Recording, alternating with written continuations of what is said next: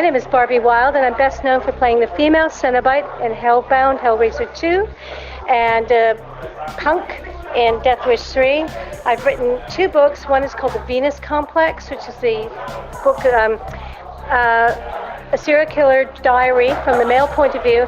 And my new book, which is called Voices of the Damned, is an illustrated short horror story collection with artists like Clive Barker, Nick Percival, Daniel Serra. Every story has got an illustration by top artists in the horror genre.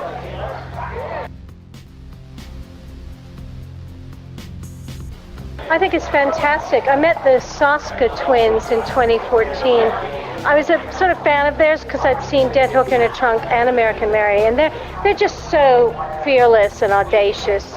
They, pretty much following their own career trajectory, and I was very inspired by them. I think it's great. It's much better than it used to be, but there are still problems. When you think that only 3% of directors in Hollywood are women, we still have a problem. I think they're progressing because we're making them progress. I think as soon as women start learning to be frankly more aggressive, more bitchy, standing up for their rights and not being so polite, then you get accused of being a bitch and stuff. But I think there's a couple girls wandering around with horror bitches on their t-shirts, and I went, yeah, I like that. It's difficult though, because then you get a reputation of being troublesome or whatever, but you just have to keep on creating your dreams and your visions. And Catherine Bigelow said, I want to make movies. I can't change my sex. So I'm going to keep on making movies, but it's difficult. But we just have to keep on.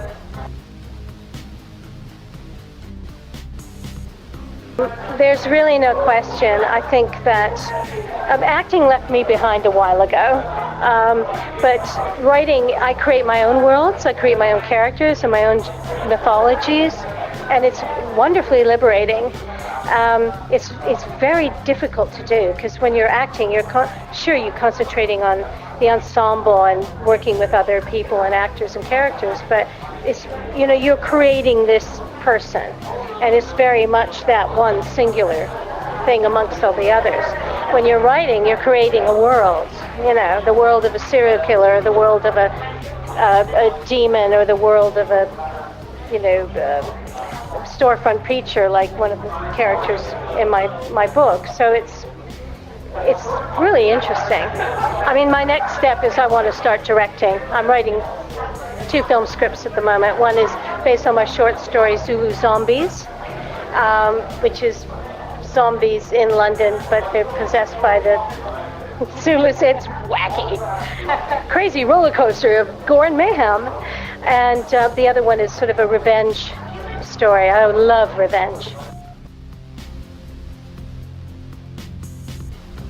I know a lot of writers do. It's very difficult. I work on inspiration, and normally my ideas come to me just before I go to sleep, which is horrible because then I have to get up and write them down, because if I don't, I'll forget them, and then I'm awake.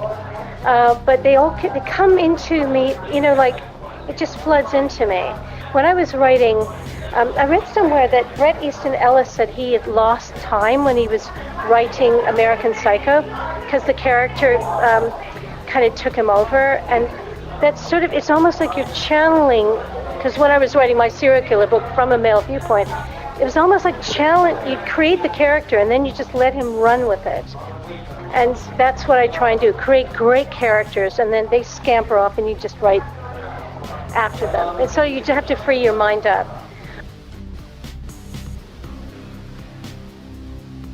I think Clive Barker is very inspirational because I love his writing because he's really funny, he's really sexy, he's very muscular. He's sort of like the Hemingway of horror and fantasy.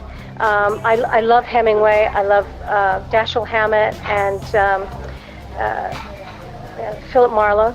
And so these guys who wrote, the guy came in through the door with a gun in his hand and a dame in his, arms. It's just very spare, muscular prose. Paul Kane I like very much as well. They're very inspirational. Actors and actresses, it's hard right off the top of my head. I love Gillian Anderson. I think she's doing great. I love Charlize Theron, very brave actress.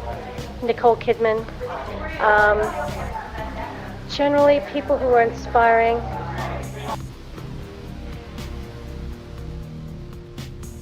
I wanted to be an actress when I was 12. I was very, very unpopular child. I had no friends.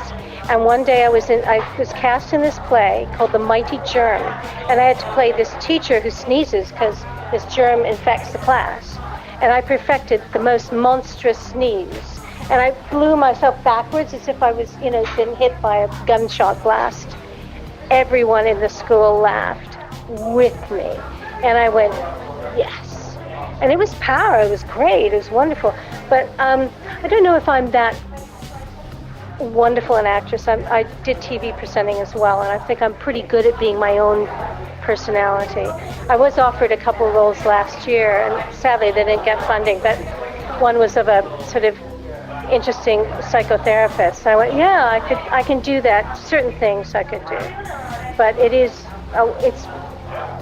you're drawn into it. And the thing about movies is they're visionary, wonderful worlds, and you just get drawn into them.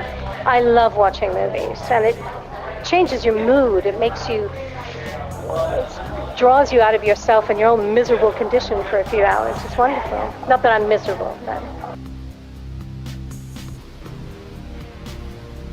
Well, you have to. I think that's where being an actress really helped, because that's why I'm fascinated by character too, because these are the things that interested me as an actress. So I think when I created my serial killer, I thought, okay, he's got to be a bit different, so I made him an art history professor. I had to study a lot of art. And then I thought, what paintings would he like? Well, he'd like this and that, and it's a gradual building process of what kind of person do I want to have in this story. And it's the same with, a vampire or a guy whose, relatives was at the Rorke's Drift, the great battle of Zululand and stuff. It's just using your own experience as a human being. They're all humans.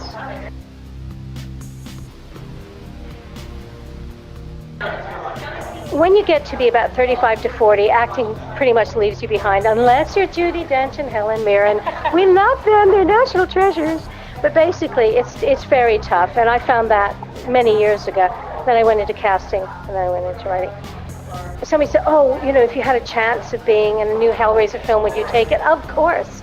I wanted to be an actress when I was 12. It's all still in there. The desire doesn't leave you. But you have to be realistic that, living in England as an American actress, the choices were narrow anyway. I had bright blue hair, so I got all the punk roles. That was great. I fulfilled a niche. The niches for women of a certain age are, they give them Helen Mirren and Judi Dench. So it's because they're famous. So it's you have to be realistic. But one of my favorite films is Galaxy Quest. It's about, I don't know if you've seen it. It's hilarious. It's wonderful. But one of the lines is, never give up, never surrender. And when young writers and actors come to me and say, do you have any advice? I just say, never give up, never surrender. Because if it's what you really want to do, it's not a rehearsal. You're not going to get a chance to do it again. Follow your bliss, and hopefully you might be able to do the things you want to do. If your bliss is being a serial killer, then, that's bad.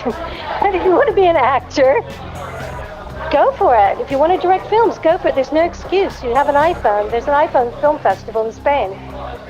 Do it,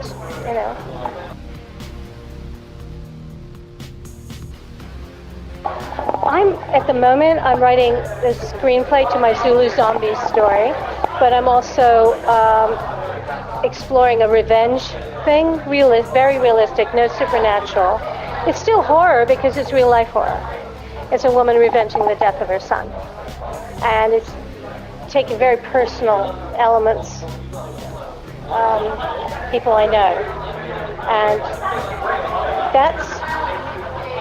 that's horror, because there's nothing more horrible than losing someone you love, you know?